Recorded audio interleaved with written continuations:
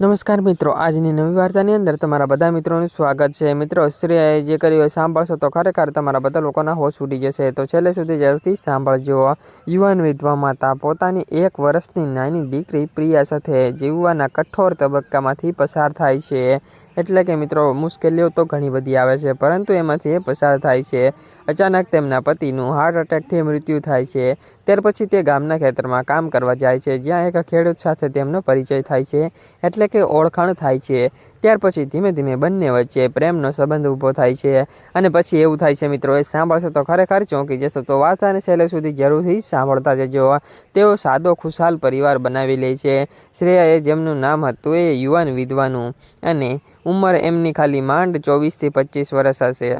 ચહેરા પર હજુ બાળપણની નિર્દોષતા હતી બાકી હતી, એટલે પણ આંખોમાં એક ભાર ઉદાસી છવાયેલી હતી। તેના પતિ અંકિતનું મૃત્યુ થયું હતું ત્યારે શ્રેયાને એકમાત્ર દીકરી પ્રિયા હતી, 1 વર્ષની હતી, અને એક સામાન્ય સાંજ હતી। ત્યારે મિત્રો, આ વાર્તા ફક્ત ને ફક્ત કાલ્પનિક છે, અને ફક્ત મનોરંજન માટે જ આ વાર્તા બનાવવામાં આવે છે। તો કોઈ પણ ધર્મ કે કોઈ પણ વ્યક્તિ સાથે સંબંધ હોતો નથી। તો મિત્રો, કાલ્પનિક રીતે જ વિડીયો જોજો, અન્યથા ન જોતા, એટલે કે કાલ્પનિક રીતે જ વાર્તા સાંભળજો। વાર્તા સાંભળો અને મોજ માણો અને સપોર્ટ કરતા રહેજો। અંકિત ઘરે આવ્યો, થોડા અસ્તવ્યસ્ત લાગતા હતા। શ્રેયાએ પૂછ્યું, કેમ થયું? બહુ થાકેલા લાગો છો? અંકિત હસીને કહ્યું હતું, બસ હવે થોડોક દુખાવો થાય છે અને છાતીમાં, 2 મિનિટમાં ઠીક થઈ જશે, એટલે સારું થઈ જશે। તેને ચા માંગી હતી। ત્યાર પછી શ્રેયા રસોડામાં ગઈ હતી, અને બીજી જ પળમાં અંદરથી અવાજ આવ્યો હતો, જેવી રીતે કોઈ વ્યક્તિ પડે ને એવી રીતે, ધડામ દેરાનો। અંકિત જમીન પર પડી ગયો હતો। પછી શ્રેયા દોડીને આવી અને તેને ઝૂલાવ્યો હતો, એટલે કે અંકિતને જગાડવાની કોશિશ કરી હતી, પરંતુ અંકિતની આંખો બંધ થઈ ગઈ હતી। ગામના લોકો દોડી આવ્યા હતા, તેને હોસ્પિટલ લઈ ગયા હતા, પણ ડૉક્ટરે પણ માથું હલાવીને કહી દીધું હતું કે સોરી, અફસોસ, હાર્ટ એટેક હતો અને બહુ જોરદાર હતો, એટલે બચી શક્યા નહીં, આ દુનિયા છોડીને ચાલ્યા ગયા છે। એ રાત્રે શ્રેયા રડી પડી હતી, અને પ્રિયા તેની ગોદમાં રડતી રહી હતી। ગામના લોકોએ કહ્યું હતું, હવે શું કરશો? આ નાની દીકરી સાથે એકલી શ્રેયા પાસે કોઈ જવાબ ન હતો, કારણ કે એ બધાનું સાંભળી શકતી હતી। પછી એ કરી શું શકે, પણ તેને નક્કી કર્યું, જીવવું તો પડશે પ્રિયા માટે। ગામની બહાર એક મોટું ખેતર હતું, બાજરી, મગફળી અને કપાસનું હતું, તેમાં બધું એવું વાવેલું હતું। ત્યાં માલિકે ખેતરમાં કામ કરવા માટે મજૂરી માટે મજૂરોની જરૂર હતી। શ્રેયા એક દિવસ બાળકીને ગોદમાં લઈને ખેતરે પહોંચી ગઈ હતી, અને મિત્રો, ત્યાંથી એક કહાની શરૂ થાય છે, અને એ સાંભળશો તો ખરેખર ચોંકી જ જવાના છો, તો વાર્તાને છેલ્લે સુધી સાંભળતા જજો। માલિકે કહ્યું, ઠીક છે, કામ કર, ખેતરમાં નાનું ઝૂંપડું છે, તું અને તારી દીકરી ત્યાં રહી શકે છે, અને તને મહિને 8,000 રૂપિયા પગાર મળશે। ખેતરમાં કામ કરતા એક ખેડૂત હતા, એનું નામ હતું રાહુલ, અને એમની ઉંમર લગભગ 30 થી 32 વર્ષની હતી। સામિયાન રંગ, મજબૂત શરીર, અને ચહેરા પર હંમેશા શાંત હાસ્ય હતું, અને રાહુલ ખેતરનું બધું જ કામ કરતા હતા, વાવણી, નિંદામણ, પાણી આપવું અને કાપણી। તેઓ ગામમાં જ રહેતા હતા, પણ પોતાનું ઘર ન હતું, એટલે ખેતરમાં જ રહેતા હતા। પહેલા દિવસે જ રાહુલ શ્રેયાને જોઈને ત્યારે પ્રિયા ઝૂંપડીની બહાર રમતી રહી હતી, એટલે કે રમી રહી હતી। રાહુલે હસીને કહ્યું હતું, આ તો નાની પરી, આવી બેટી મેં ક્યાંય નથી જોઈ, આ તો બહુ જ ક્યુટ છે, આ બાજરીના ડુંડા જો। પ્રિયા હસીને તેમની તરફ દોડી આવી હતી, અને શ્રેયા દૂરથી જોઈ રહી હતી। ધીમે ધીમે દિવસો વીતવા લાગ્યા હતા, અને આવી રીતે સમય પણ વીતતો ગયો હતો। શ્રેયા ખેતરમાં કામ કરતી હતી, નીંદણ કરતી હતી, પાણી ભરતી હતી, અને કાપણીમાં પણ મદદ કરતી હતી। રાહુલ તેને કામ શીખવાડતા હતા। ક્યારેક બપોરે બંને ઝાડની નીચે બેસીને રોટલી ખાતા હતા, એટલે કે ટિફિન જમતા હતા। પ્રિયા તેમની વચ્ચે રમતી હતી, રાહુલ તેને ખોળામાં લઈને ગીતો ગાતા હતા। એક દિવસ રાહુલે પૂછ્યું હતું કે શ્રેયા, તમે આટલું જ બધું સહન કરો છો, તો ક્યારેય થાક નથી લાગતો કે શું? શ્રેયાએ ત્યારે હસીને કહ્યું હતું કે સાહેબ, થાક તો લાગે છે, પણ પ્રિયાને જોતી રહું ને એટલે થાક ભૂલાઈ જાય છે, બધું જ મને ભૂલાઈ જાય છે।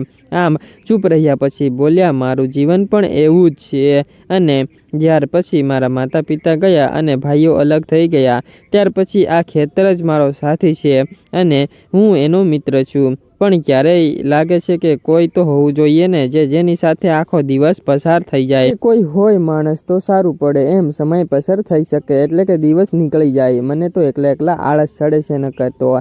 શ્રેયાએ તેમની તરફ જોયું હતું. બંને વચ્ચે એક મીઠી ચૂપ હતી અને ધીમે ધીમે સમય વીતતો ગયો હતો.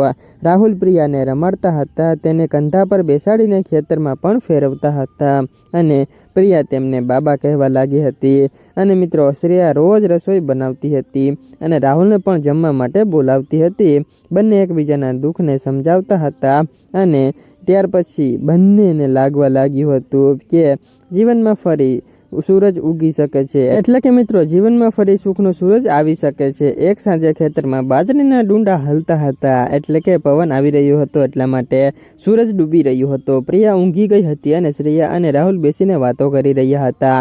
અને મિત્રો, ત્યારે નજારાની શું વાત કરું યાર, નજારો એકદમ જોવાલાયક હતો.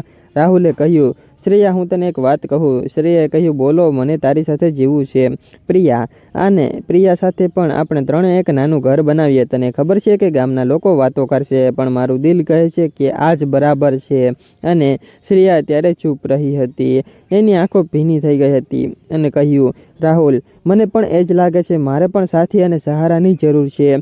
પ્રિયાને એક પૂરો પરિવાર મળે તો પણ સારું. અને લોકોની વાત, રાહુલને તેનો હાથ પકડ્યો તો હંમેશા લોકો વાતો કરશે એમ કહ્યું હતું, પણ આ લોકો તો હંમેશા બોલ જ કરતા હોય છે. આપણે આપણા જિંદગી માટે જીવવું છે અને પ્રિયા માટે જીવવું છે. અને શ્રેયાએ હકારમાં એટલે કે હા પાડતા કહ્યું હતું, માથું હલાવ્યું. થોડા દિવસ પછી બંનેએ સાદી રીતે લગ્ન કરી લીધા હતા અને ખેતરના ઝૂંપડામાં જ નાની એવી વિધિ થઈ ગઈ હતી.